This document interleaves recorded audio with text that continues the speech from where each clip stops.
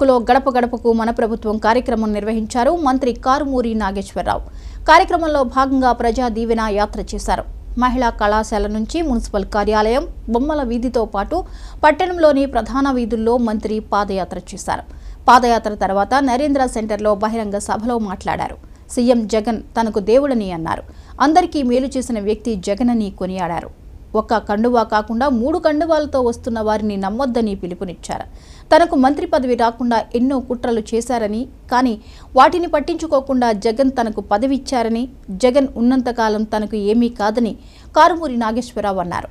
చివరి వరకు జగన్ వెంటే నడుస్తానని కారుమూరి స్పష్టం చేశారు.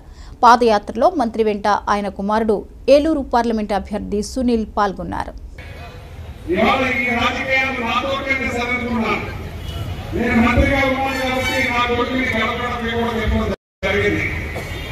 నేను వేరే టైంలో నా కొడుకుని కూడా నాయకులు చేయబట్టి జగన్మోహన్ రెడ్డి గారి ద్వారా నా కొడుకుని ఎంపీ గారు ఏదో కూడా నా నాయకులు కార్యక్రమం చెప్పి సందర్భంగా నా తరపు నియోజకవర్గ ప్రభుత్వం చెప్పి సందర్భంగా నేను చేస్తాను.